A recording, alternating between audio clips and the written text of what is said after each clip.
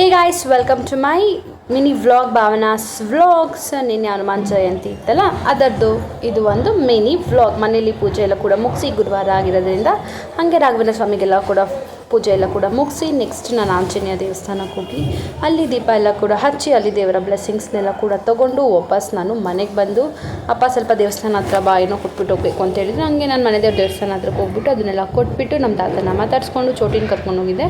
ಅದೆಲ್ಲ ಆಯಿತು. ಇಷ್ಟೆಲ್ಲ ಆಗಷ್ಟು 12:15 ಆಗಿತ್ತು. 12:50ನಲ್ಲಿ ಮನೇಲಿದ್ದೆ. 12:50ಗೆ ಲವ್ ಮಾಕ್ಟೇಲ್ ಶೋ ಇತ್ತು. ಸೊ ಹಂಗೆ ಟಕ್ ಅಂತ ಹೋಗ್ಬಿಟ್ಟು ನೋಡಿಕೊಂಡು ಬಂದೆ.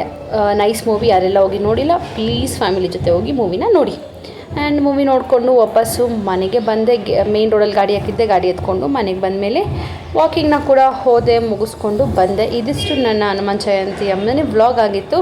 ನೀವೆಲ್ಲದು ಯಾವ ರೀತಿ ಇತ್ತು ಅಂತ ಕಮೆಂಟ್ ಸೆಕ್ಷನಲ್ಲಿ ಕಮೆಂಟ್ ಮಾಡಿ. ಸಿಗೋಣ ಮತ್ತೊಂದು ಮಿನಿ ವ್ಲಾಗಲ್ಲಿ. ಅಲ್ಲಿ ತನಕ ಎಲ್ಲರೂ ಖುಷಿಯಾಗಿರಿ. ಟಾಟಾ ಬಾಯ್.